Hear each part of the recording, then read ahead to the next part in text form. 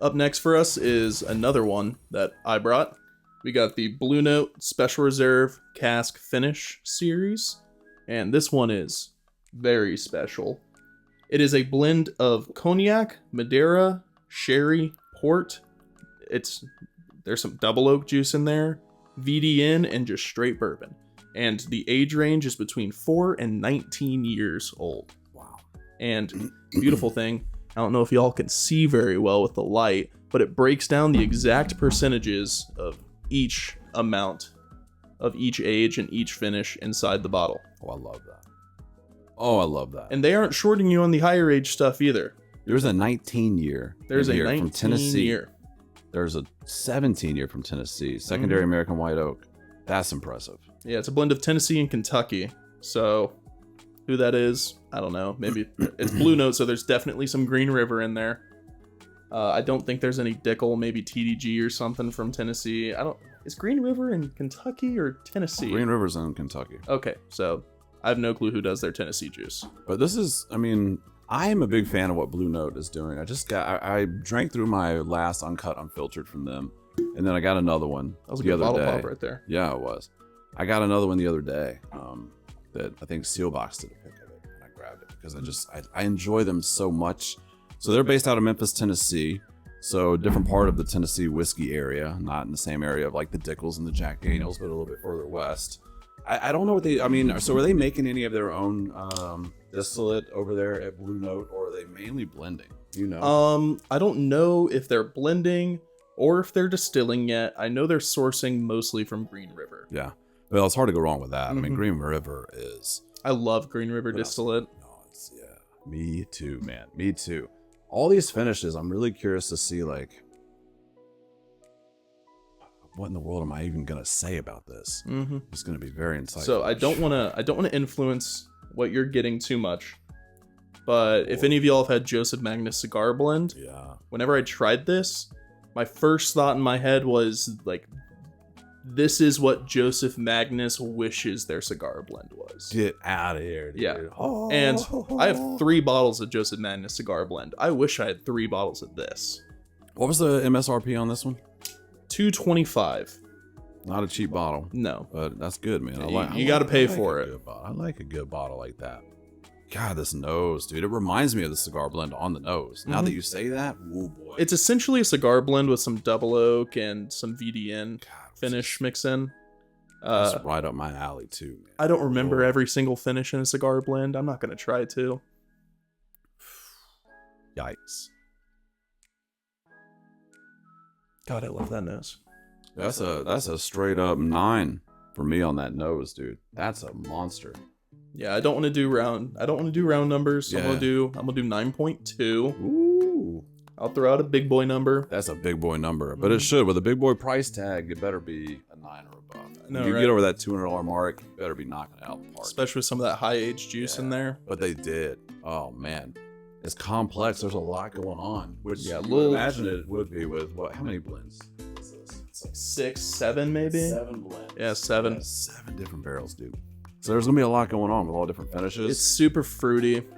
And we just poured this. I mean, I imagine as it sits, it's just going to continue to evolve. Like, this is going to be such a fun one, like, to get a full glass of and just explore it for 30, 45 minutes. And it's a gorgeous color, too. You know, it's a little bit lighter than I'd expect for having some 19-year juice in it, but it's balanced out by some 4-year juice that's in it, so.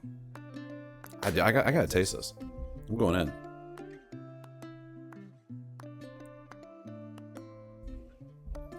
Mmm. 112.5 proof. I was like, that is. It's a warm one. You think so? God, I thought it was so smooth. Oh, it's super smooth. Oh my God. And I know people hate that word, but it's what it is. You feel it like in your chest. I'm not there yet. Let me drink another sip for science. Mmm. Mmm.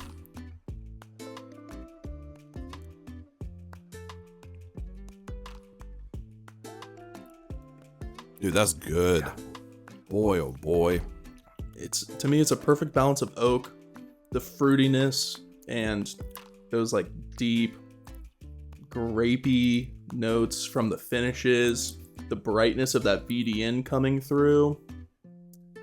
It's just super well-rounded and complex. Like it's not, even though it's entirely almost finished whiskey, it manages to not be over-finished.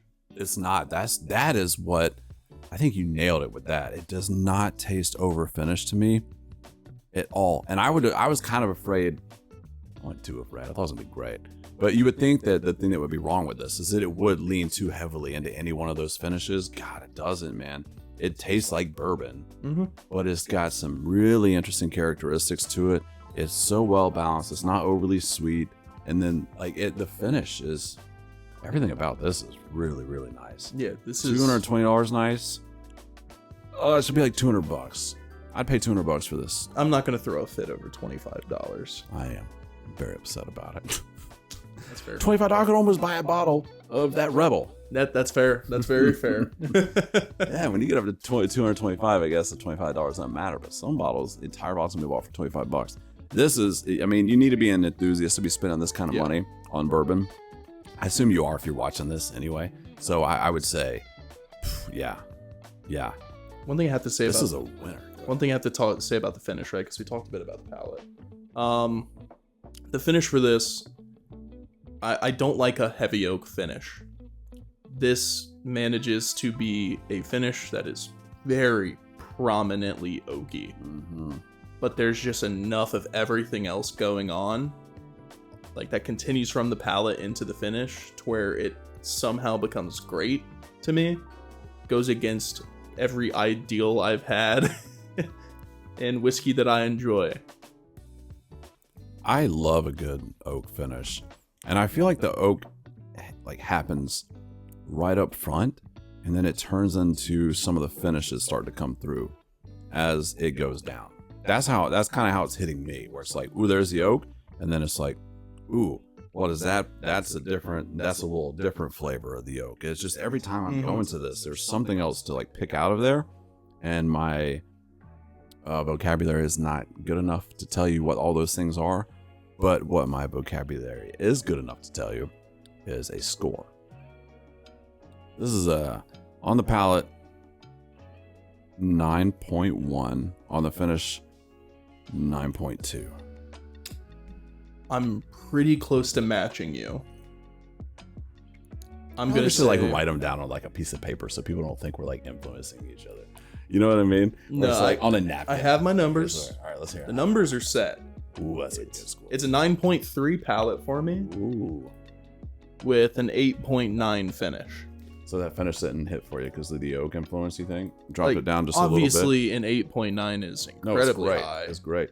You actually scored it higher than me. So I scored it a 9.1 overall. You scored it a 9.2. That brings us to a 9.15. There you go. This is pretty allocated, right? I mean, you aren't going to just walk into a store and find this. I saw it once in my life. And it sat around for about a week. You know, I'd say the benefit of this is if your store gets it in, Blue Note's not on the level of the other crazy allocated, hard to find bottles. Right. So your window of opportunity is going to be a bit wider on this one if you're determined to get yourself one. Yeah. Also, a wonderful thing, if you play the game, there's almost no secondary market. Which is nice, because then that means people aren't going to be trying to buy it and flip it. Yeah, it also people buy means, this to drink it. Yeah, it also means if you want one, you got to find it yourself, which I like. Yeah, you told me about this, and I was so tempted to go pick it up. That price scared me off. And I think, justifiably so. Yeah, you got to really want it. But damn, that's a good pour. That's a good pour. Thanks for sharing that one. That was good. All right. That's it for this episode. So I'm going to do a quick little... I'm not going to do a quick little anything. This is it. That's it. The sign off. Goodbye. Like and subscribe. Yeah, all those things. Yeah, that Blue Note. Damn. Leave a comment of what you think. Yeah, I'd be curious if anybody's had any of these bottles. I would think probably the Pepper, James E. Pepper people have had. I haven't heard anything about this Blue Note at all. I didn't even know it existed. When you told me about it, I was like, what? I'm a trailblazer. Yeah, dude. Well, you really are.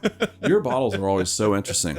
I'm not. I'm a follower. If I see something that bourbon junkies are like, this is amazing, I'm like, all right, I'll go check it out. Because it's a risky proposition to go out there and spend money on some of these bottles of bourbon, especially at this price. It's funny, we were talking about what a good deal a $70 bottle of bourbon is.